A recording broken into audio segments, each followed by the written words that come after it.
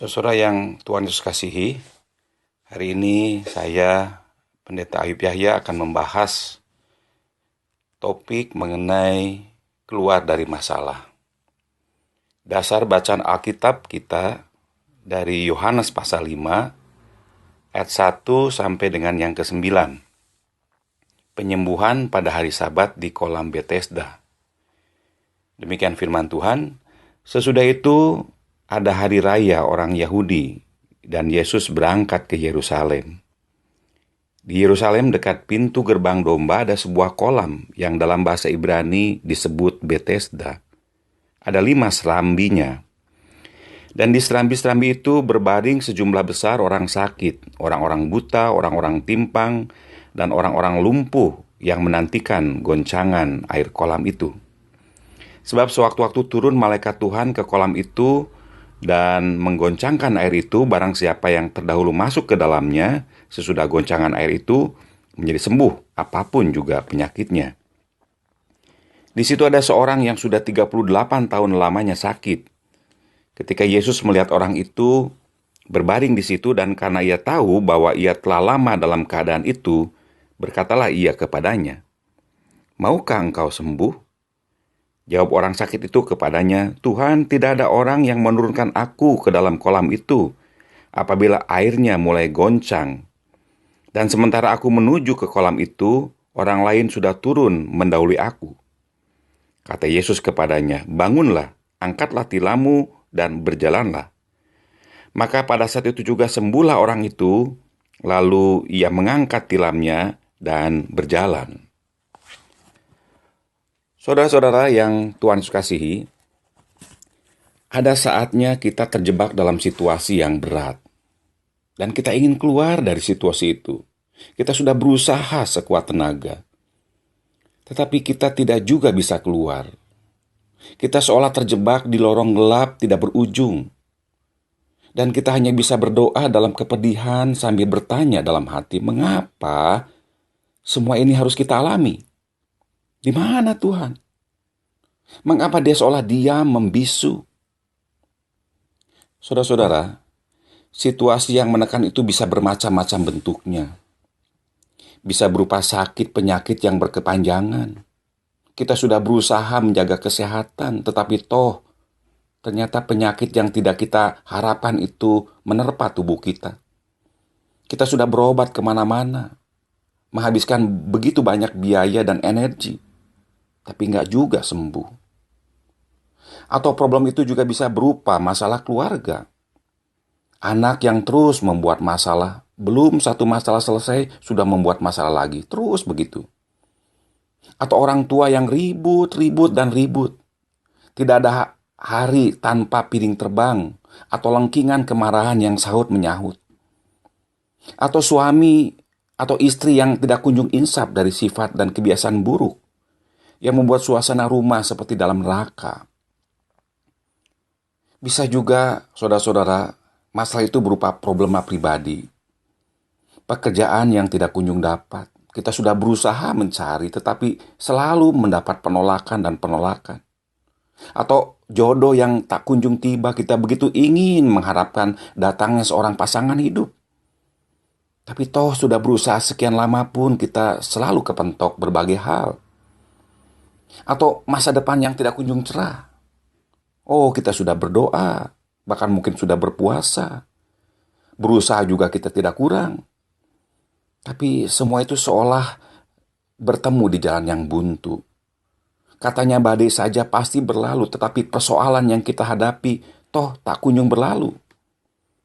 Dan Anda hanya bisa berteriak, keluh, dan menangis tidak berdaya. Nah, saudara-saudara, apakah Anda sekarang berada dalam situasi demikian? Jika iya, maka kisah penyembuhan di kolam Bethesda ini bisa sangat menguatkan.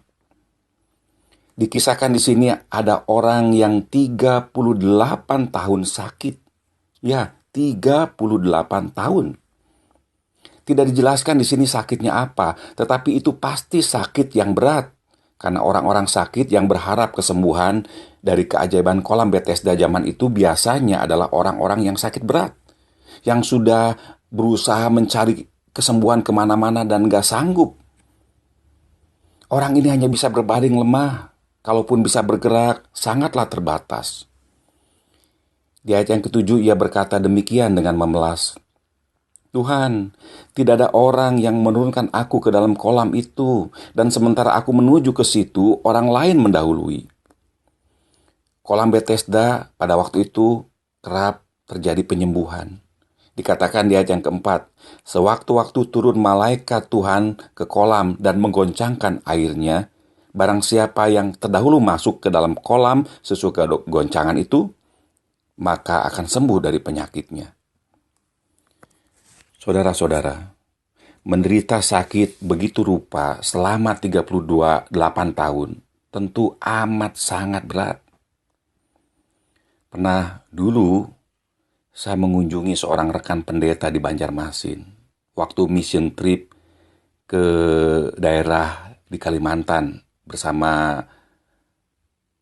komisi misi dari gereja kami. Ia punya 2 orang anak.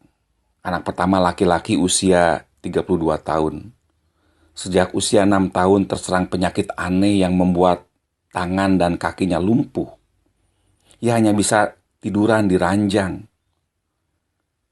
Sekian puluh tahun.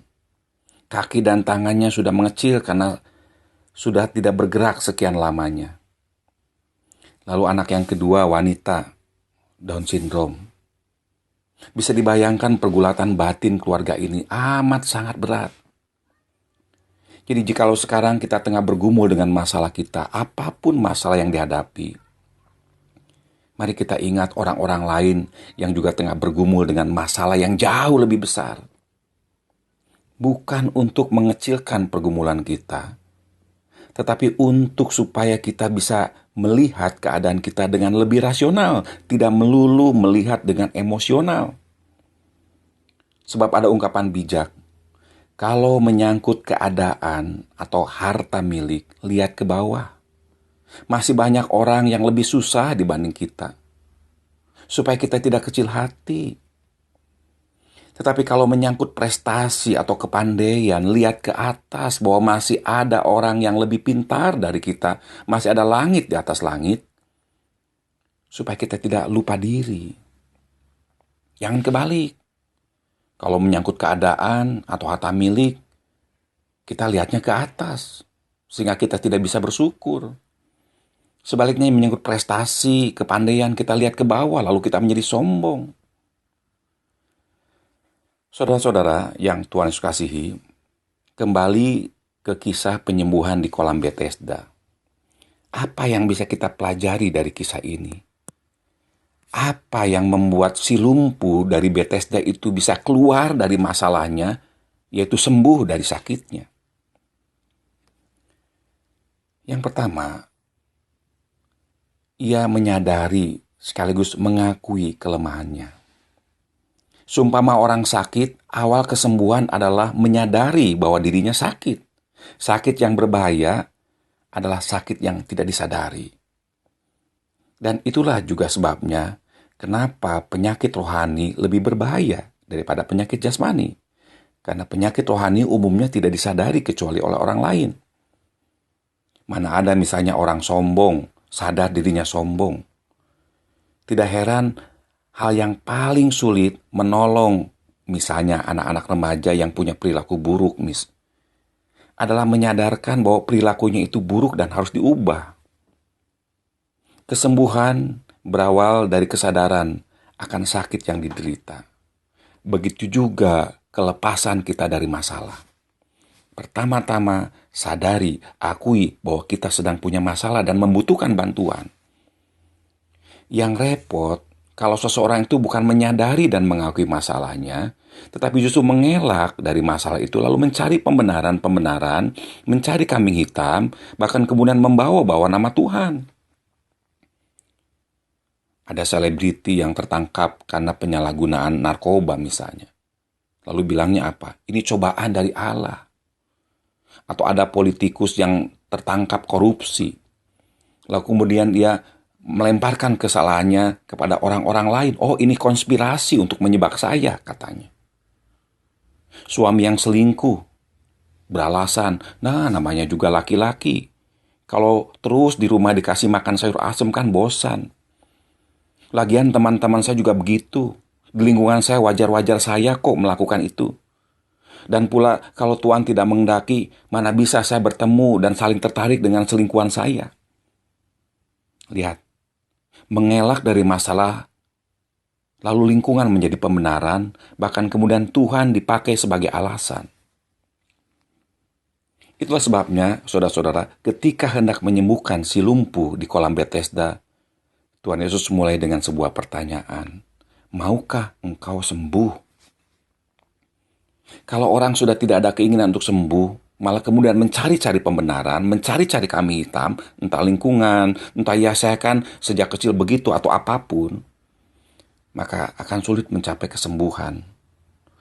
Orang-orang yang terjebak dengan berbagai permasalahan, pertama-tama dia harus menyadari dan mengakui bahwa dirinya sedang terjebak dalam permasalahan dan perlu bantuan. Sekali lagi, saudara-saudara, kesadaran itu adalah awal dari kesembuhan, awal dari kelepasan kita dari masalah. Karena kesadaran itu membuat kemauan untuk sembuh menjadi ada. Iblis itu pintar, saudara-saudara. Biasanya pertama-tama akan menyerang orang itu pada kemauannya. Dibikinlah orang itu nggak mau sembuh, nggak mau keluar dari masalahnya dengan pembenaran-pembenaran tadi. Setelah kemauannya dimatikan, terakhir perasaannya diserang. Kalau orang itu perasaannya sudah mati, merasa apa yang dilakukannya tidak lagi salah, sudah biasa. Apalagi kalau merasa itu kehendak Tuhan, habis sudah. Korupsi di banyak negara, termasuk negara kita, yang berbahaya bukan korupsinya, tetapi budayanya. Ketika orang melakukan korupsi dan merasa tidak salah, merasa itu biasa saja. Jadi itu langkah pertama untuk kita bisa keluar dari masalah. Sadari, akui kelemahan kita, akui masalah yang sedang membelit kita. Dengan kesadaran itu, maka kita punya kemauan untuk mencapai jalan keluar. Lalu langkah yang kedua adalah jangan menyerah. Bayangkan, saudara-saudara, 38 tahun sakit. Dan dalam kurun waktu itu entah berapa puluh tahun ia habiskan waktunya di pinggir kolam Bethesda. Sekalipun ia selalu kalah cepat dari orang-orang lain yang sama-sama mencari kesembuhan di kolam itu. Tetapi ia tidak menyerah. Ia tetap di pinggir kolam itu menanti dan berupaya. Berapa lama Anda berjuang dalam situasi berat? 2 tahun? 5 tahun? Atau bahkan 10 tahun?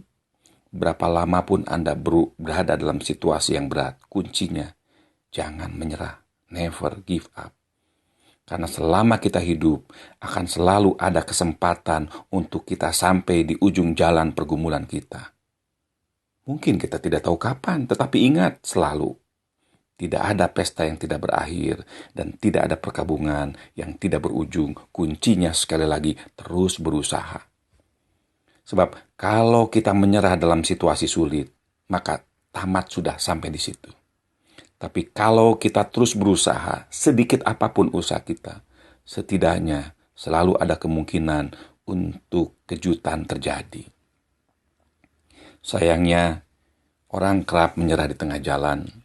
Bahkan tidak jarang justru ketika tanpa sadar ujung jalan itu sudah begitu dekat. Ada satu kisah dari seberang lautan. Florence Chadwick, dia adalah seorang perenang wanita pertama yang berhasil melintasi English Channel dari 2 arah yang berbeda. Pertama kali dari Prancis ke Inggris, dan setahun kemudian dari Inggris ke Prancis. Nah, setelah kejadian bersejarah itu, 2 tahun kemudian Chadwick mencoba memecahkan rekor sebagai perenang pertama yang berenang melintasi terusan Catalina. Laut yang terbentang 26 mil antara Pulau Catalina dan pantai California, Amerika. Kala itu, sebuah perahu secara khusus disiapkan untuk mengikuti dia. Pada waktunya ia berenang dan terus berenang selama berjam-jam. 15 jam berlalu dan ia dihadang oleh kabut tebal, sehingga ia tidak sanggup melihat apa yang ada di depannya. Setelah sejam lagi ia berenang di tengah kabut yang sangat tebal dan makin tebal, Chadwick akhirnya mulai putus asa.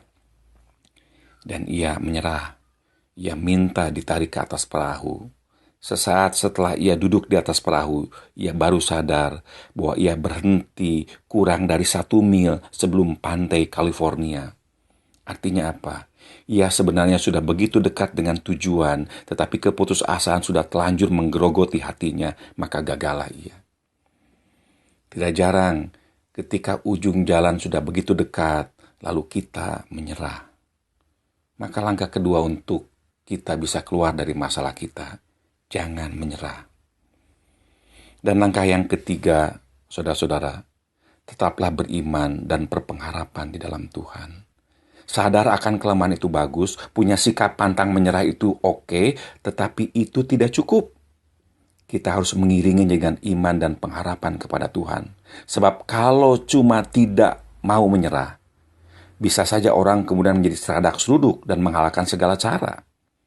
Iman dan pengharapan kita kepada Tuhan akan menjaga sikap pantang menyerah kita tetap berada di jalur yang benar yang Tuhan kehendaki. Pemazmur dalam Mazmur 105 ayat 4 mengatakan, carilah Tuhan dan kekuatannya, carilah wajahnya selalu. Jadi benar, perlu sekali kita memiliki sikap pantang menyerah. Tetapi jangan lupa, iringi sikap itu dengan penyerahan diri kepada Tuhan. Berserah tetapi tanpa menyerah. Monica, ibu dari Agustinus, seorang bapak gereja yang berpengaruh. Ia adalah seorang gadis yang lembut. Ia menikah dengan seorang pria yang kasar dan tidak percaya Tuhan bernama Patricius. Tetapi ketekunan dan doa Monica akhirnya membuat sang suami bertobat dan kemudian dibaptiskan. Sayangnya tak lama kemudian sang suami meninggal dunia. Monica punya 3 orang anak. Salah satunya adalah Agustinus. Ia seorang anak yang sangat nakal luar biasa, suka berbohong, suka mencuri, melakukan pencabulan. Usia 16 tahun Agustinus banyak menghabiskan waktunya dengan teman-temannya yang liar. Tetapi Agustinus itu sebetulnya seorang yang sangat pintar, brilian. Monica, sang ibu, bertekun terus mendoakannya bertahun-tahun tanpa lelah sambil kerap dalam linangan air mata pedih. Dan akhirnya, saudara-saudara, kita semua tahu Agustinus akhirnya bertobat. Dan ia kemudian menjadi salah satu tokoh gereja yang sangat berpengaruh pada zamannya, bahkan sampai sekarang. Monica sendiri akhirnya meninggal dunia pada usia 56 tahun. Dan di kemudian hari, Agustinus dalam kesaksiannya berkata demikian. Karena kebaikan ibuku, aku bisa mendapatkan segala yang terbaik yang telah kuperoleh sekarang. Nah demikian, saudara-saudara, 3 langkah untuk kita bisa keluar dari masalah. Mari sadari bahwa kita sedang dalam masalah. Akui bahwa kita membutuhkan pertolongan. Yang kedua, jangan menyerah.